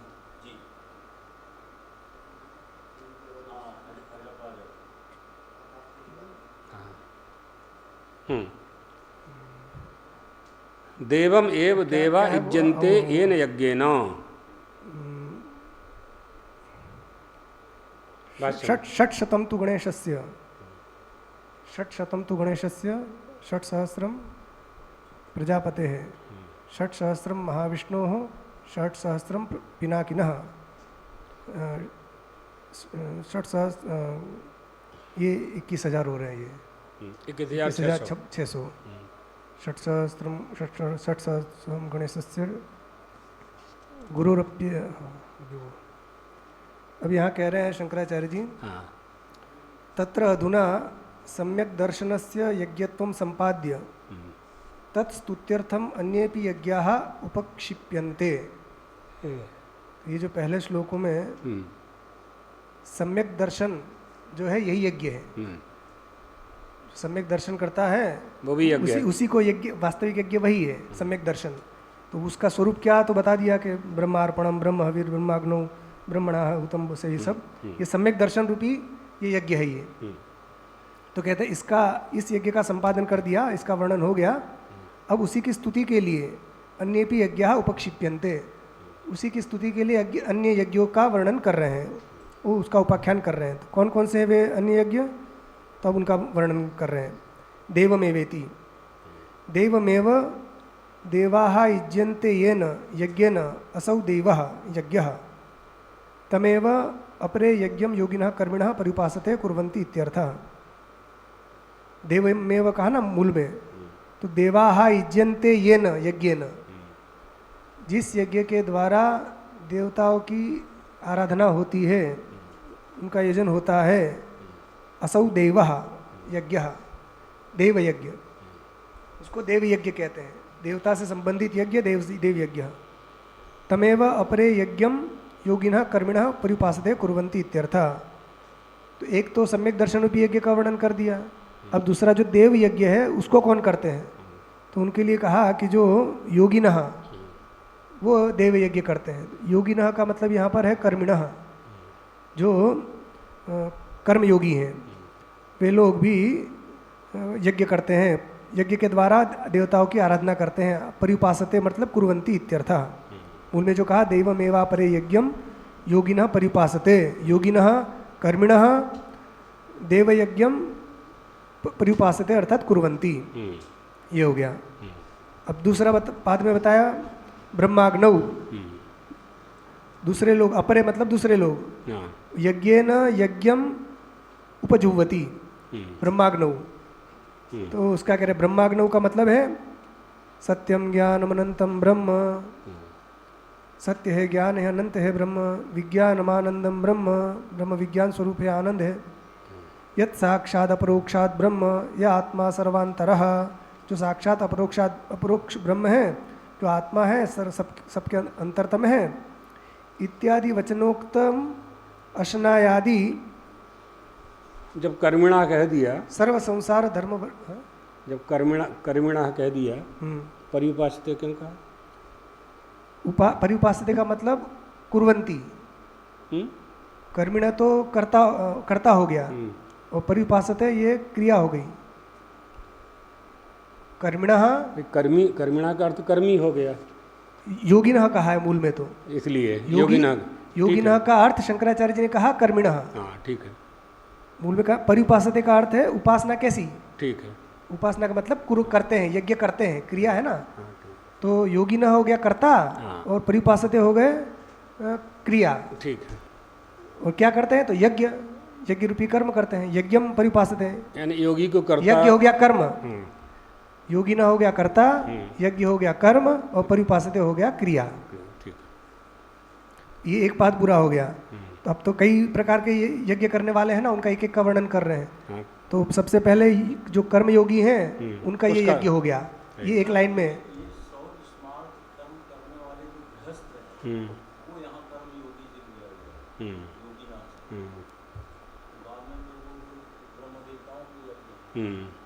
दोनों का कह रहे हैं अलग अलग। मतलब अनेक प्रकार के जो यज्ञ हैं उनका वर्णन कर रहे हैं कि कौन कौन से। एक तो सबसे पहला कर्मयोगी जो प्रसिद्ध है, अग्नि में आहुति रूपी, जो वैदिक कर्मकांडी लोग जो करते हैं, वो देवता के लिए आहुति देते हैं, वो वाला यज्ञ पहला कह दिया। फिर ब्रह्म रूपी अग्नि में अन्य लोग यज्ञ करते हैं। तो ब्रह्म रूपी अग्नि में ये कौन सी अग्नि है भैया, तो उसके लिए उदाहरण दिया। एक तो वो कुंड वाली अग्नि रहती है, और ये दूसरी ब्रह्म रूपी अग्नि में हवन करते हैं। ये यज्ञेन उपजुह्वति यज्ञम, तो वो कौन है, तो ये ज्ञानियों की बात शायद कर रहे हैं अब। तो ब्रह्म का बताया, ब्रह्म कौन है, तो विज्ञान आनंद ब्रह्म है, साक्षात जो साक्षात अपरोक्षात ब्रह्म है, आत्मा है, सर्वांतर है। इत्यादि वचनों के द्वारा अशनायादि सर्व संसार धर्म वर्जितम नेति नेति इति निरस्ताशेष विशेषम ब्रह्म शब्देन उच्यते। ब्रह्म शब्द का जो क्या अर्थ है, सबसे पहले तो ये ब्रह्म शब्द का अर्थ कह दिया उपनिषदों के अनुसार के। उपनिषद में ब्रह्म के लिए ये कहा गया है, सत्य ज्ञान अनंत है, अशना, ये सब दिए। उसके बाद कहा जो अशनायादि सर्व संसार धर्म वर्जितम। अशना, पिपाशा, ये जो षडूर्मी है, षडविकार, इन सब विकारों से, ये सब संसार धर्म है। क्षुधा पिपासा से रहित। क्षुध पिपासा आदि जितनी है ये सब संसार के धर्म है। इन संसार धर्म वर्जितम, इन संसार के जितने धर्म हैं इन सब धर्मों से जो रहित है, और नेति नेति कहकर जिसको वेद पुकारते हैं, और निरस्त अशेष विशेषम, जिसमें विशेषता का पूर्ण रूप से निराश कर दिया गया है, किसी प्रकार का विशेष नहीं है, वो ब्रह्म शब्द से यहाँ कहा गया है। अब ब्रह्मच तदग्निश्च सबसे पहला शब्द है ना, ब्रह्माग्नौ, मूल में जो ब्रह्माग्नौ कहा, तो ब्रह्म शब्द का अर्थ स्पष्ट किया। अब अग्नि शब्द का अर्थ कर रहे हैं। अग्नि का क्या मतलब यहाँ का? ब्रह्मच तदग्निश्च स होमादिकरणत्व विवक्षया ब्रह्माग्नि। जो ब्रह्म है वही अग्नि है। यहाँ कर्मधारा है ना भैया, ब्रह्मश्च ब्रह्मच तदग्निश्च, चासु आएगा। हाँ, कर्मधारा ही है ना वो, कर्मधारा, सचासव कर्मधारा है, सचासव कर्मधारा। तो अब कहा स होमादिकरणत्व विवक्षया ब्रह्माग्नि, कि भाई जब ब्रह्म का वर्णन आप ऐसे कर रहे हैं कि नित्य है, शुद्ध है, बुद्ध है, ये सब, और फिर अग्नि क्यों बता रहे हैं उनको? तो कहा भैया ये जो अग्नि बता रहे हैं ये जो होम की विवक्षा से बता रहे हैं, क्योंकि होम वाली क्रिया चल रही है यहाँ पर, तो होम करना है ना, तो ब्रह्म में होम करना है, इसलिए उस विवक्षा से यहाँ होम अग्नि शब्द का प्रयोग कर दिया गया है। साक्षात अग्नि है ऐसी बात नहीं है। होमाधिकरणत्व विवक्षया, होम का अधिकरणत्व यहाँ विवक्षित है, इसलिए यहाँ पर ब्रह्माग्नि कह दिया गया। तस्मिन् ब्रह्माग्नौ, तस्मिन् सप्तमी एक वचन यहाँ भी किया, ब्रह्माग्नौ, उस ब्रह्म रूपी अग्नि में, अपरे, अपरे मतलब अन्य, दूसरे, तो ये अन्य कौन है? तो कहा ब्रह्मविदः, ये है ब्रह्मवेत्ता। पहले पाद में कर्मी लोगों का वर्णन किया, कर्मयोगी, और ये दूसरे वाले में ये सांख्य योगी, क्योंकि दो ही निष्ठा है। तम ब्रह्मविदो यज्ञम, ये तो गुणवाद है।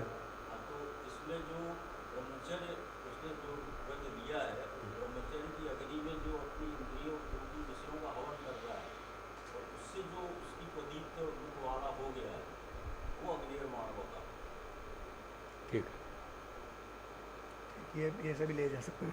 ये यज्ञ तो है यस्य ज्ञानमयं तपः, अंततः वो जो आप अपनी निष्ठा ब्रह्मचर्य में रख रहे हैं वो अग्नि है, उसमें ऋषियों का हवन करते जा रहे हैं, तेज बढ़ते जा रहा है। ठीक।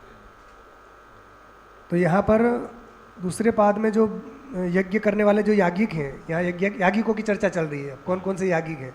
तो पहले तो जो देव यज्ञ करने वाले याज्ञिक हो गए, अब ब्रह्म यज्ञ करने वाले याज्ञिक, तो उनका क्या है? तो वो ब्रह्मवेत्ता है। तो यज्ञम, वे यज्ञ करते हैं, तो यज्ञ का अर्थ क्या है यहाँ पर? तो यज्ञ शब्द वाच्य है आत्मा, यहाँ यज्ञ शब्द से आत्मा का अर्थ ग्रहण किया है। तो कहा यज्ञ से आत्मा का कैसे अर्थ ले लिया आपने? तो कही आत्मनामसु यज्ञ शब्दस्य पाठात, जो आत्मा के नाम है उसमें आत्मा का एक नाम यज्ञ भी है, इसलिए आत्म शब्द से, यज्ञ शब्द से आत्मा भी लिया जा सकता है। वो है ना गीता में सह यज्ञ प्रजा सृष्टा प्रजापति अनेन प्रसविष्यत्वम देश दोष पुष्ट कामभुक, जीवों को उत्पन्न करने के साथ ही ब्रह्मा ने यज्ञ को प्रकट किया। तीसरे अध्याय में आपकी ब्रह्मोत्तर कामना भी पूरी हो जाएगी। क्यों? कामना तो बाद की बात। आनंद टीका है किसी के पास? उसमें क्या लिखा है? आत्मा नाम, आत्मा के नाम लिखे हैं क्या बहुत सारे? हाँ, हमें लग रहा है कि ये अमर कोश में शायद आत्मा के जो नाम होंगे उसमें यज्ञ शब्द भी आत्मा के लिए प्रयुक्त हुआ होगा। नहीं, यज्ञो वही श्रेष्ठतम कर्म, ये श्रेष्ठतम कर्म है। अब आत्मा परक, अब आत्मा में हवन करना ही श्रेष्ठ कर्म हो सकता है। नहीं, यहाँ पर जो अध्यात्म की बात चल रही है, आत्मा ब्रह्म रूपी अग्नि में आत्मा रूपी यज्ञ चल रहा है, यहाँ पर ये बता रहे हैं।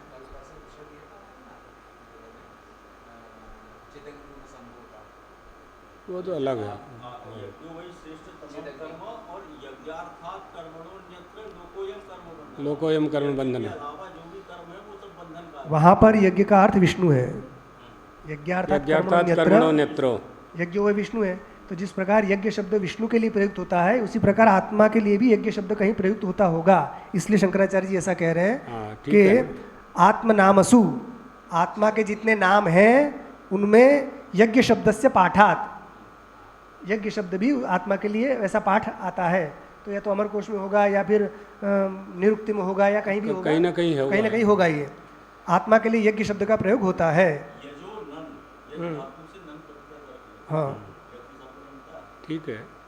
इसमें क्या है, आत्मा के तो 4 अर्थ होते हैं ना, यच्चाप्नोति यदादत्ते, यच्चात्ति विषयानः, यच्चास्य संततो भावो तस्मादातेत आत्मेति कथ्यते। इनका जो प्रसंग है जो भाष्य में पढ़ रहे हैं, इसमें आत्मा यज्ञ के रूप में कहाँ सिद्ध होता है? हाँ, आत्माग्नि में आहुति दे, योगी आत्मा की अग्नि में आहुति दे, ब्रह्माग्नि में आहुति दे, ज्ञान की अग्नि में, ज्ञानाग्नि सर्वकर्माणि भस्मसात् कुरुतेर्जनो, तो ज्ञान की भी अग्नि है, तो ज्ञान ही आत्मा है, आत्मा ही ब्रह्म है। तो इस तरह से आत्मा की अग्नि में आहुति दी जा सकती है, सिद्ध कर सकते हैं। आगे बढ़ें। तो अब ये कह रहे हैं यज्ञ शब्द से आप पढ़ा, तम आत्मानम यज्ञम परमार्थतः परमेव ब्रह्म संतम बुद्ध्यादि उपाधि संयुक्तम अध्यस्त सर्वोपाधि धर्मकम आहुति रूपम यज्ञेनैव आत्मनैव उक्त लक्षणेन उपजुह्वति प्रक्षिपन्ति। अब ये एकदम स्पष्ट कर दिया। हाँ, ये स्पष्ट कर दिया, एकदम स्पष्ट कर दिया सब। अब देखिए क्या कह रहे हैं यहाँ, जो अन्वय के अनुसार अर्थ होता है ना, तो पहले अन्वय कर दिया कि ब्रह्म रूपी अग्नि में ब्रह्माग्नौ अपरे यज्ञम यज्ञ न कुर्वन्ति। तो यहाँ पर तम शब्द से आत्मा को ले लिया, यज्ञम जो मूल में कहा, तो वो परमार्थतः परमेव ब्रह्म संतम, वो जो आत्मा है वो परमार्थ रूप से ब्रह्म ही है। अब आप कह रहे हो ब्रह्म रूपी अग्नि में आत्मा का होम करो, तो आत्मा ब्रह्म अलग अलग थोड़ी है। तो क्या भैया बात सही है, परमार्थ रूप से तो ब्रह्म ही है, किंतु बुद्धि आदि उपाधि संयुक्तम, बुद्धि आदि से उपाधि से युक्त जो सोपाधिक आत्मा है वो यहाँ पर गृहीत है। और वो कैसा है, अध्यस्त सर्वोपाधि धर्मकम, जिसमें सारे उपाधि युक्त धर्म अध्यस्त किए गए हैं, वो आत्मा अध्यास कर रहे हैं ना सबका, तो जिसमें सारे कर्तृत्व भोक्तृत्व आदि जितने जो अध्यस्त हैं, अध्यास हैं, वो सब अध्यासों से युक्त जो आत्मा है उसी को यहाँ पर आहुति रूपम, वही आत्मा की आहुति देनी है जो ऐसा सोपाधिक आत्मा है ब्रह्म रूपी अग्नि में। यज्ञेन एव आत्मत्वेनैव उक्त लक्षणेन, जो उक्त लक्षण आत्मा है उसका उपजुह्वति प्रक्षिपन्ति। जैसे वो अभी मुंडक उपनिषद में आया था ना, शरो प्रणवो धनु शरो ह्यात्मा ब्रह्म तल्लक्षमुच्यते अप्रमत्तेन वेद्धव्यम शरवत् तन्मयो भवेत, वो उसी का इसी का मिलता जुलता है वो पूरा। वहाँ पर धनुष था प्रणव और आत्मा बाण था और ब्रह्म उसका लक्ष्य था, तो वो जो लक्ष्य है वही ब्रह्माग्नि हो गया, और जो आत्मा बाण है वही यहाँ पर यज्ञ शब्द से कहा गया है। अब वो बाण रूपी आत्मा की ब्रह्म रूपी अग्नि में, वहाँ उसकी जैसे उसमें तन्मय होना था, इसमें यहाँ पर आहुति देना है। ये प्रक्षिपन्ति, उसी को प्रक्षेप करते हैं। सोपाधिकस्य आत्मनो निरुपाधिकेन परब्रह्म स्वरूपेणैव यद दर्शनम स तस्मिन् होमः। और स्पष्ट कर दिया, जो सोपाधिक आत्मा है उसका निरुपाधिक ब्रह्म में निरुपाधिकेन परब्रह्म स्वरूपेणैव यद दर्शनम। अब यहाँ होम का मतलब क्या है, दर्शन। होम का मतलब है दर्शन। तो जो सोपाधिक आत्मा है उसका निरुपाधिक ब्रह्म रूप से बोध हो जाना, यही यहाँ पर होम शब्द से कहा गया है। सोपाधिकस्य आत्मनः निरुपाधिकेन परब्रह्म स्वरूपेणैव यद दर्शनम स होमः स तस्मिन् होमः। अपने स्वरूप को आत्मा ब्रह्म रूप से जान लेना, यही होम है। बाकी कोई भौतिक क्रिया नहीं यहाँ गृहीत है, क्योंकि ये ब्रह्मवेत्ता का होम है, यज्ञ चल रहा है। तम कुर्वन्ति ब्रह्मात्मैक दर्शन निष्ठा सन्यासिना इत्यर्थ। अब ये वाला होम कौन करते हैं, ये सन्यासी लोग करते हैं। वो होम जो करते हैं वो गृहस्थों का होम था, देवताओं के लिए होम। और ये वाला जो सन्यासी हैं, विरक्त हैं, उनका ये होम है। क्योंकि दो ही प्रकार की निष्ठा भगवान ने बताई थी, लोकेस्मिन् द्विधा निष्ठा पुरा प्रोक्ता मया नघ ज्ञान योगेन सांख्यानाम कर्म योगेन योगिनाम। तो ज्ञान योगेन सांख्यानाम की जो है वो उनका ये यज्ञ है, ब्रह्म यज्ञ। और जो कर्म योगी थे उनके लिए वो पहले पंक्ति में वो बता दिया देव यज्ञ।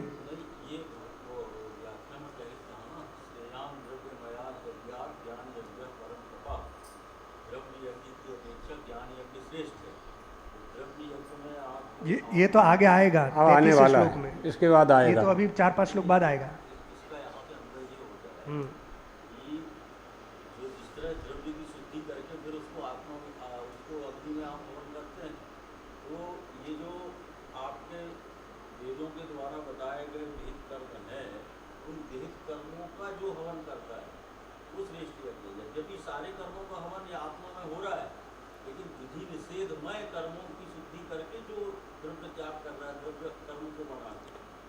यहाँ जो भगवत पादाद शंकराचार्य की पंक्ति है भाष्य की, उसका यथावत यदि आश्रय लेते हैं तो स्पष्ट लिखा है ब्रह्मात्मैकत्व दर्शन निष्ठा संन्यासिनः, ब्रह्म और आत्मा के एकत्व ज्ञान में स्थित हुए सन्यासी लोग ऐसा हवन करते हैं।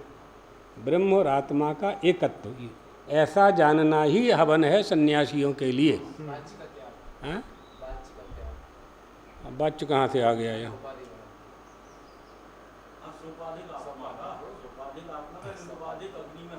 हाँ हाँ, ठीक ठीक, हाँ बस बस हो गया।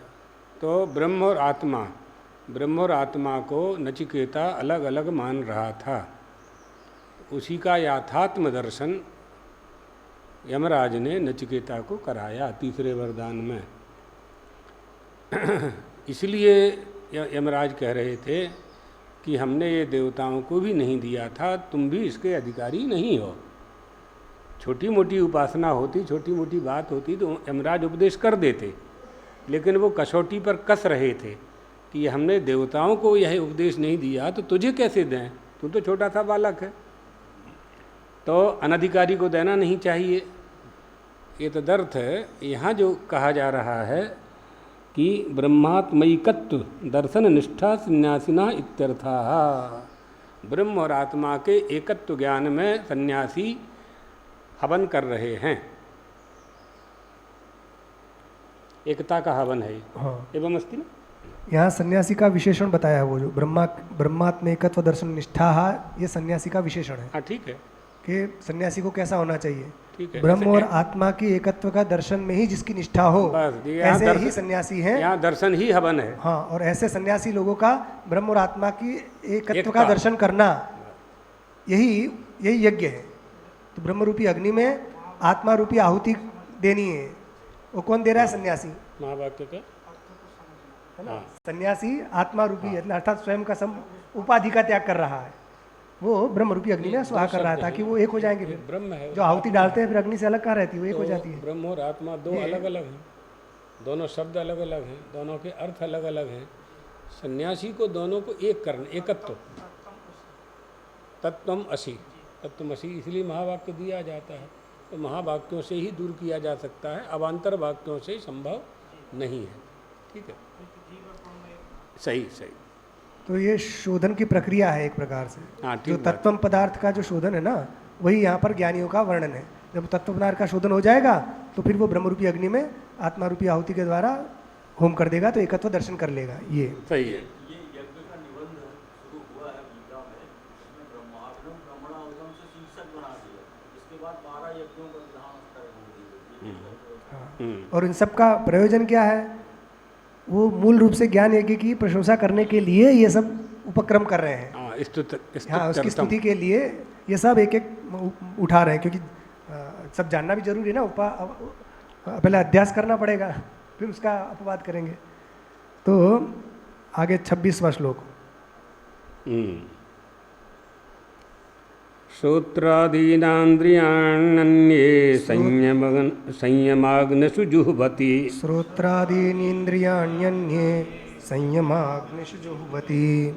शब्दादीन विषयान्य इंद्रियाणाग्निषु जुह्वति। शब्दादीन विषयान्य इंद्रियाग्निषु जुह्वति। अन्ये श्रोत्रादीनि इंद्रियाणि संयम अग्निषु जुह्वति। और अन्य शब्दादीन विषयान इंद्रिय अग्निषु जुह्वति। अर्थात इंद्रियों के संयम रूप अग्नियों में हवन किए जाने वाले कुछ लोग अन्य योगी जन श्रोत्र आदि समस्त इंद्रियों के संयम रूपी अग्नियों में हवन किया करते हैं। और कुछ योगी दूसरे लोग शब्द आदि समस्त विषयों को इंद्रिय रूपी अग्नियों में हवन किया करते हैं। श्रोत्रादीनि। ऊपर एक लाइन और है इसमें, क्या? सोयम सम्यक दर्शन लक्षणों यज्ञ, इसी की वो हाँ इसकी भूमिका है, पूर्व भूमिका। सोयम सम्यक दर्शन लक्षणों यज्ञ देव यज्ञादिषु यज्ञेषु उपक्षिप्यन्ते ब्रह्मार्पणम इत्यादि श्लोकैः प्रस्तुतः श्रेयान् द्रव्यमयाद् यज्ञात् ज्ञान यज्ञ परंतप इत्यादि न स्तुत्यर्थम। अब जो कह रहे हैं ये जो सम्यक दर्शन लक्षण जो यज्ञ, सम्यक दर्शन करना रूप जो ये यज्ञ है वो देव यज्ञादिषु यज्ञेषु उपक्षिप्यन्ते। तो मूल तो वहाँ सम्यक दर्शन में ले जाना है, इसलिए देव यज्ञ आदि दूसरे जितने यज्ञ है उन सबका वर्णन यहाँ पर किया जा रहा है। ये भी स्तुति ही है। हाँ, तो क्यों कह रहे हैं? तो कहा श्रेया द्रव्यमयाद् यज्ञात् ज्ञान यज्ञ परंतप, द्रव्य में यज्ञ की अपेक्षा ज्ञान यज्ञ श्रेष्ठ होता है, इस प्रकार आगे बोलेंगे। इसलिए ये उसकी ज्ञान यज्ञ की स्तुति के लिए ही ये सब उसका वर्णन कर रहे हैं। अब कहते हैं श्रोत्रादीन इंद्रियाण्ये, श्रोत्रादीनी थी, श्रोत्रादीनी इंद्रियाणी अन्ये योगिनः संयमाग्निषु। भूम के अलग अलग प्रकार बता रहे हैं, यजमान भी अलग अलग हैं, उनकी अग्नियाँ भी अलग अलग हैं, उनकी क्रिया भी अलग अलग है। तो कहते हैं अब दूसरे आ गए यज्ञ करने वाले, वो कौन है? अन्य योगिनः, तो ये भी योगी हैं। तो ये योगी क्या करते हैं? श्रोत्र आदि जितनी इंद्रियां हैं उनमें वो हवन करते हैं। तो वो कैसी है? वो संयम अग्नि, संयम रूपी अग्नि है, उसमें होम करते हैं ये संयम करना। तो प्रति इंद्रियम संयमो भिद्यते इति बहुवचनम। अभी अग्नि तो एक ही होती है, होम करने बैठते हैं तो एक ही अग्नि में आहुति डालते हैं। यहाँ अग्नियाँ ऐसा प्रयोग क्यों किया? संयमाग्निषु बहुवचन है ना, सप्तमी बहुवचन। संयमाग्नौ बोलना था, संयमाग्निषु क्यों कहा? तो कहा इसलिए कहा कि इंद्रियां अनेक हैं, तो प्रति इंद्रिय में एक एक की आहुति देनी है, तो इंद्रिय भेद से यहाँ अग्नि भेद कहा गया है वस्तुतः, इसलिए बहुवचन का प्रयोग किया गया है। प्रति इंद्रियम संयमो भिद्यते, प्रत्येक इंद्रिय में संयम का भेद होता है, क्योंकि आँख में रूप का संयम करना है, कान में शब्द का करना है, ऐसे ही 10 इंद्रियां हैं, इसलिए बहुवचन का प्रयोग यहाँ पर किया गया है। माने संयम रूपी अग्नि में हवन करना है। हाँ, किसको करना है? वही आगे बता रहे हैं इसमें। अभी तो एक लाइन हुई, संयमाः एव अग्नयः, संयम ही अग्नि है। यहाँ अग्नयः हम बहुवचन का प्रयोग किया गया। तेषु अग्निषु जुह्वति इंद्रिय संयममेव कुर्वन्ति इत्यर्थः। तो इसमें होम करने का मतलब क्या है? इंद्रियों में आहुति नहीं डालनी है कुछ, इसमें इंद्रियों का नियंत्रण करना, यही ये यज्ञ है। तो कौन करते हैं वो? तो यहाँ पर भी योगी शब्द का प्रयोग किया गया है। जो योगी लोग हैं वो इंद्रियों में विषयों का संयम कर लेते, उनका हवन कर देते एक प्रकार से। शब्दादीन विषयान, शब्दादि जो विषय हैं उनको इंद्रियों में जो इत्यादि क्या है? ओहा त्यागे है ना? कहाँ? जुह्वति है। में कौन सी धातु? हू धातु है। और ओहाक त्यागे में क्या बनेगा? है ओहाक त्यागे में किसमें? ओहाक त्यागे क्या धातु है ऐसे? अच्छा, हाँ हाँ, त्याग के अर्थ में, ठीक। हो त्यागे धातु की बात, वो तो जू धातु है, उसमें आगे डबल हो जाता है उसका, फिर जू हो जाता है, जू होती। जो होती हु है होम के अर्थ में। तो उसमें एक सूत्र से उसका द्वित्व हो जाता है। इसके लिए तो एक प्रकरण ही बना दिया जुहोत्यादि। हाँ, जुहोत्यादि प्रकरण ही है ना। वहीं की धातु है जुहोति। जुहोति जुहता जुहवंती, हवन करता है। जुहता जुहता अनुदते जुहोति, उदेति जो हाँ, वो छंदोग में है ना? नहीं, ये अग्निहोत्र वालों को अग्निहोत्र कब करना चाहिए, सूर्योदय के पहले करें कि सूर्योदय के बाद में करें? तो दोनों वचन मिलते हैं, दोनों विधान प्राप्त उदिते जुहोति अनुदिते जुहोति। सही। तो जो जिसकी शाखा है उस शाखा के अनुसार शाखा के अनुसार करें। हाँ, तो वहाँ ये उसका अर्थ है जहाँ विकल्प से शास्त्र में कुछ कहा गया हो वह आत्मप्रीति के अर्थ में करना चाहिए, जो होता है श्रुति स्मृति सदाचार स्वस्य च प्रियमात्मनः। तो वहाँ शास्त्र में जहाँ विकल्प से कोई बात कही गई वहाँ हम अपने अनुसार करें, आत्मा प्रसन्न हो, हमारा मन प्रसन्न हो, ऐसा वो भी धर्म है।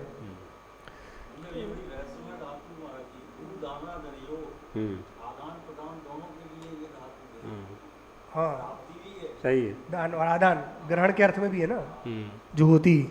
तो यहाँ जुह्वति, तो जुह्वति तो इंद्रिय संयममेव कुर्वन्ति इत्यर्थ। यहाँ होम का मतलब है इंद्रिय का संयम करते हैं, यही इसका होम है। किसका होम करते हैं विषय, इस शब्द संयम रूपी अग्नि में शब्दादीन विषयान, शब्दादि जो विषय है इनका होम करते हैं इंद्रियों में। अन्य इंद्रियाग्निषु, इंद्रिय रूपी अग्नि में शब्दादि विषयों का होम करते हैं। इंद्रियाण्येव अग्नयः, इंद्रिया ही अग्नियाँ हैं। तेषु इंद्रियाग्निषु जुह्वति, उन इंद्रियाग्नि में होम करते हैं। श्रोत्रादि भी अविरुद्ध विषय ग्रहणम होमम मन्यन्ते। आप स्पष्ट किया कि होम क्या है, तो कहा श्रोत्रादि के द्वारा जो अविरुद्ध विषय ग्रहण है वही होम है। मतलब सर्वथा त्याग तो हो नहीं सकता है विषय का। माने जो जिस इंद्रिय का जो विषय है तो इंद्रिय रूपी अग्नि में विषयों की आहुति दी जाएगी। हाँ, कुछ लोग ऐसा करते हैं। ये भी यज्ञ है। हाँ, ये भी यज्ञ है। मतलब यज्ञ बहुत विस्तृत यज्ञों है, के प्रकार बता रहे हैं। यज्ञ बहुत विस्तृत है, केवल आहुति देना यज्ञ नहीं है। सही यदि है। आप विषयों का अपनी इंद्रियों का नियंत्रण करते हैं, संयम करते हैं, तो वो भी यज्ञ चल रहा है। माने नेत्र का विषय रूप है। अपने नेत्रों को मंदिर में ले जा करके आप जगदम्बा का दर्शन करते हैं या इष्ट देवता का दर्शन करते हैं, तो नेत्र इंद्रिय के द्वारा रूप की आहुति आत्मा की अग्नि में दी जा रही है। और इसका तात्पर्य क्या है वो अंतिम लाइन में कह दिया कि सूत्रादि भी अविरुद्ध विषय ग्रहणम होमम। अविरुद्ध से क्या ये लेंगे? बड़ी अच्छी बात है। अविरुद्ध से क्या लेंगे? हाँ, श्रोत्रादि के द्वारा अविरुद्ध विषय ग्रहणम।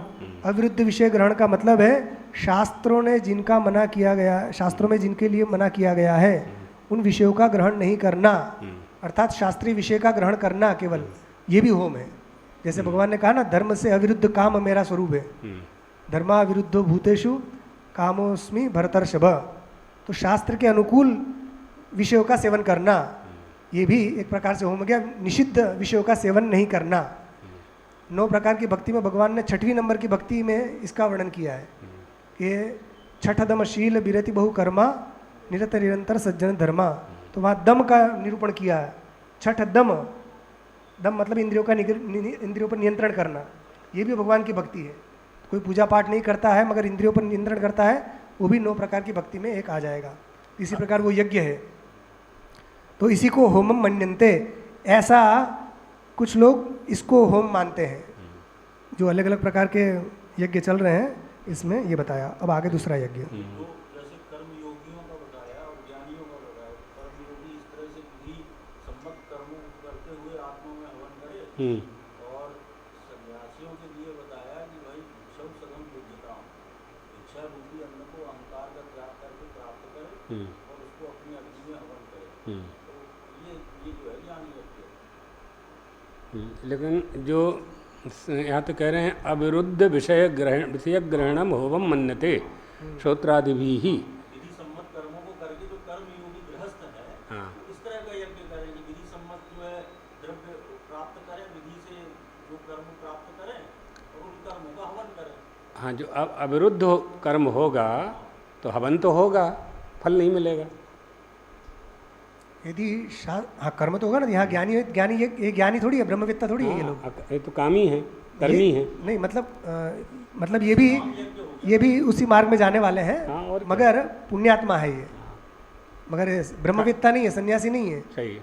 यहाँ पर तो यज्ञ के केवल प्रकार दिखा रहे हैं। अब जिसको जिसमें रुचि हो जाए, प्रकार यज्ञ जिसको पसंद आए कर लो भैया, है ना। और ये यज्ञ तो सबको करना ही है। सन्यासी के लिए भी तो विहित है। यदि वो विषयों का नियंत्रण नहीं करेगा, इंद्रियों का, तो फिर वो भी उसका भी वो हो जाएगा, सही। पतन हो जाएगा। इसलिए ये सभी साधकों के लिए है, जितने भी साधक हैं उन सबको अपने इंद्रियों पर नियंत्रण रखना चाहिए। ये हो गया, ठीक बात। 26 पूरा हो गया। किंच सर्वाणी इति 27 सर्वाणि इंद्रिय कर्माणि प्राणकर्माणि चापरे आत्मसंयम योगाग्नौ जुह्वति ज्ञानदीपते। ज्ञानदीपते अपरे सर्वाणि इंद्रिय कर्माणि च प्राणकर्माणि ज्ञानदीपते आत्मसंयोग योगाग्नौ जुह्वति। यानी दूसरे जो हैं और योगी जन इंद्रियों की संपूर्ण क्रियाओं और प्राणों की समस्त क्रियाओं को ज्ञान से प्रकाशित आत्मसंयम योग रूप अग्नि में हवन कर दिया करते हैं।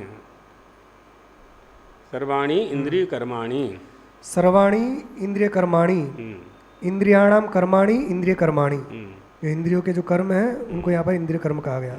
तथा प्राण कर्माणि, प्राण कर्म किसे कहते हैं? प्राणो वायु, प्राण का मतलब यहाँ कह दिया वायु। आध्यात्मिक, यहाँ आध्यात्मिक वायु के लिए प्राण शब्द का प्रयोग है। तत्कर्माणि, उसके जो कर्म हैं, कौन से कर्म वायु के? तो आकुंचन प्रसारणादीनी, तो समेट लेना और संकुचित, फैलाना, संकुचित करना और फैलाना। हाँ,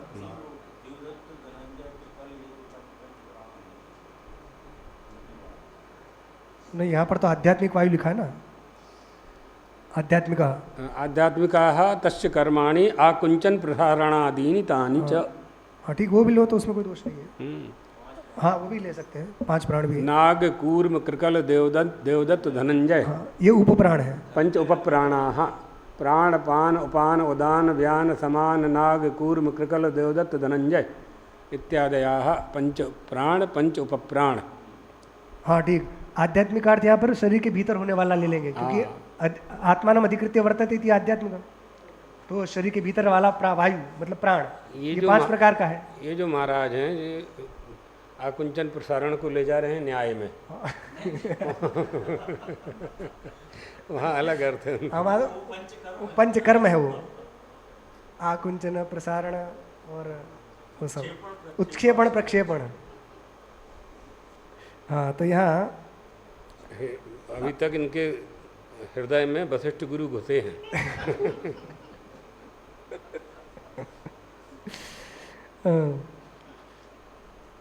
तो ये तस्य कर्म, तो यहाँ आकुंचन और प्रसारण का मतलब फिर श्वास लेना श्वास छोड़ना, ये अर्थ हो जाएगा यदि वो वाला प्राणायाम लेंगे तो।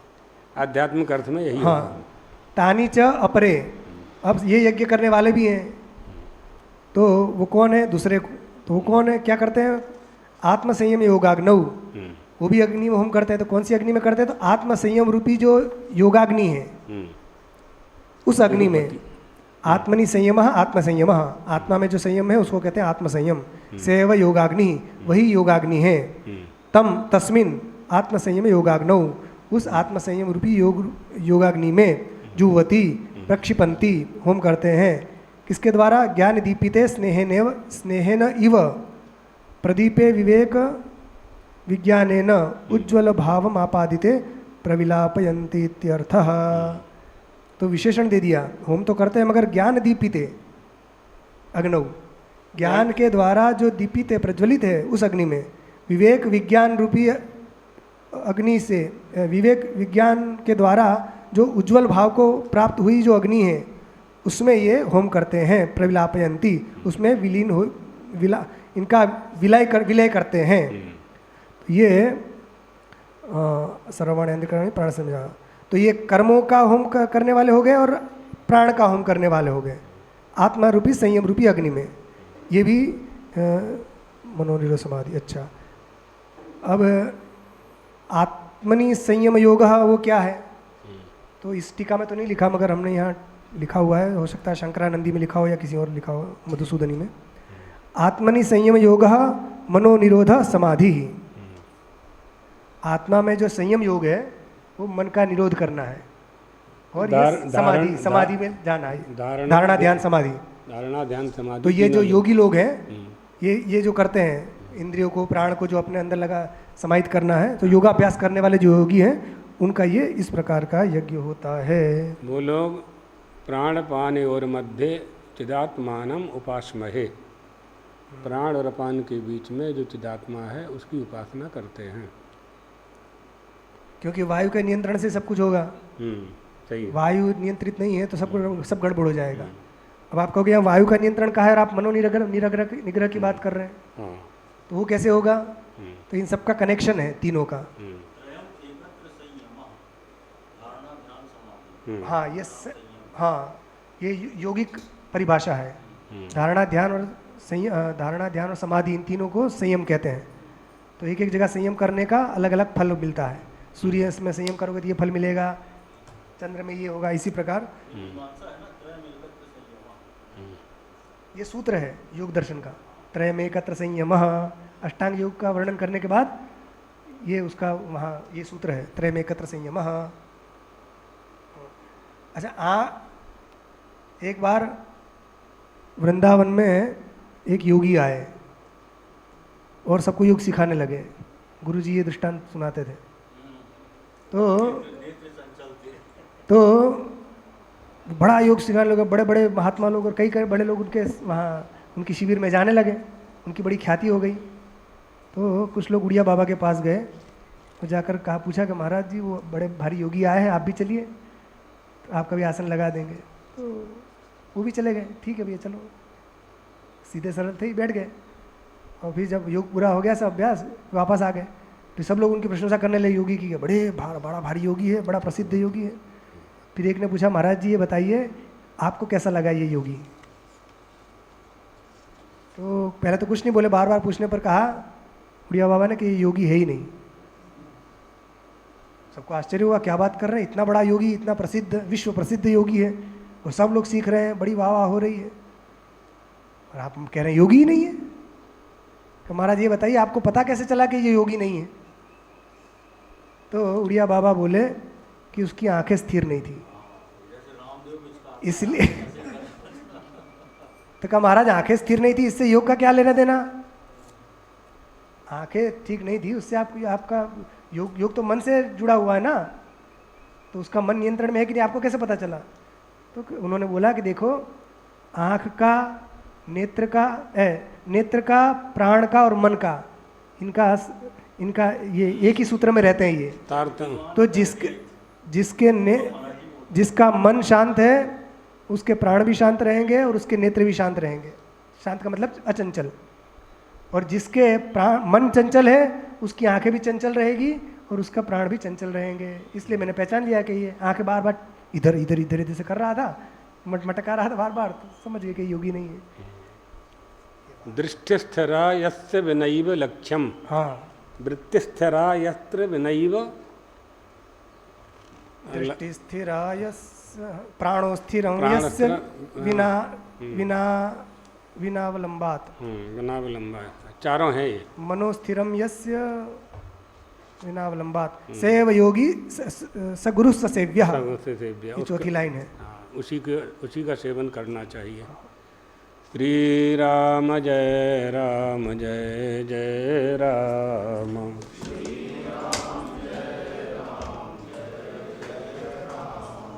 श्री राम जय राम जय जय राम।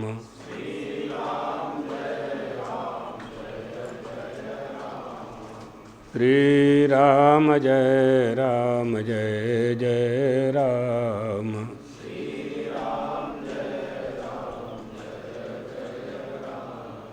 श्री राम जय राम।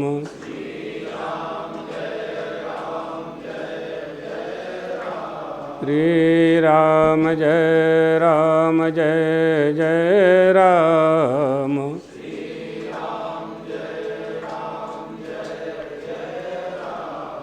श्री राम जय राम जय जय राम।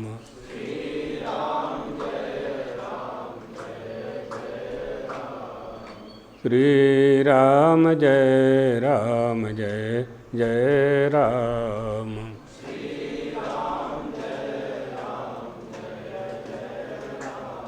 धर्म की अधर्म का प्राणियों में विश्व का गौ माता की सद्गुरुदेव भगवान की हर हर महा।